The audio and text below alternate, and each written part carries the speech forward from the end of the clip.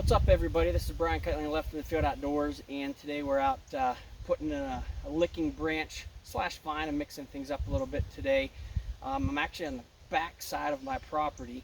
There's a CRP field back here, and there's a major trail that comes right to this point. Obviously, it's a corner.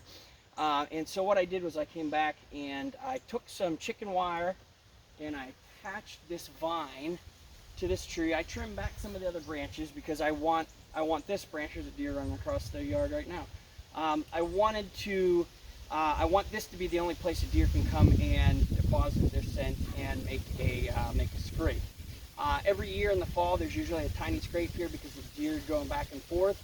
But again, I took about a 4 or 5 foot piece of vine, attached it to a low hanging branch. I want to leave these leaves here, okay, for the deer to get their head up into and deposit their forehead and everything else. But this is just a regular piece of wild vine that I found just back in the woods back here.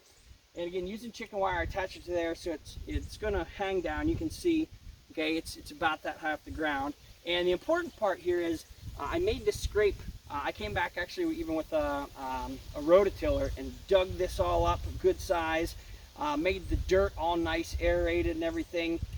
And I'm going to go in here and I'm going to add some buck Interdigital, and I'm going to add some Wicked Wicks, some Smokey's Wicked Wicks pre-orbital to this here in just a few minutes, so we can really kind of round this scrape out.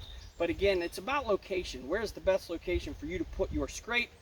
Inside corners, right along paths, major trails, and again, clear out anything else. So this is a one-stop shop for them to go to, make them come to this place, because it's the only place that they can get in and communicate and leave their scent, whether it's salivary, forehead, pre-orbital, and again, Interdigital in the scrape. So I'm going to doctor this up with some Smokey's Wicked Wicks. And again, you can see the whole time I was working on this I was using rubber gloves. But I'm going to take my Smokey's Wicked Wicks. I'm going to go around to this side. And I want to stay out of my scrape. And I'm just going to slowly drop just a tiny bit. You have the Wicked Wicks, okay, onto here and let it soak in. And I like the vine because it allows it to soak in. And this is a vine that's a little bit older, but I'll let it to soak in. And I'm using about, I don't know, 1/4 of an eyedropper full, and just letting it lay on the vine.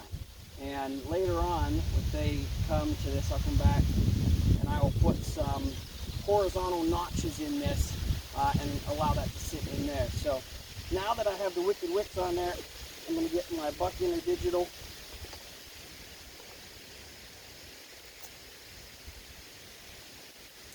Okay, and I'm going to put the buck Interdigital in the scrape. And again, you don't need a whole lot. You don't need a whole lot, okay, to get a good scent going in there. I like to pick 4 different places and put about 5 different drops in there, okay, to indicate that there's a buck that's in there, that he's come in and he's freshened up this scrape.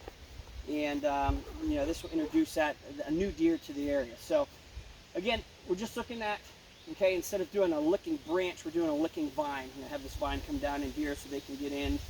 They can also get their head into the foliage around here to leave scent. But as the season wears on, as the years wears on, these leaves are going to be gone and this vine is going to be here. And I guarantee these bucks will continue to hit this, because again, there's a major trail right here coming out of this bedding area right here. And they like to come in back here and feed back in here. So this is Brian Cutling with Left in the Field Outdoors. Check out more stuff on mock scrapes, hanging vines, licking branches, everything else at Powered Gland Lore on Facebook.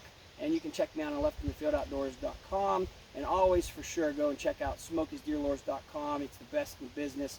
He's the best at making these gland lures. Brian Cutlinger, peace.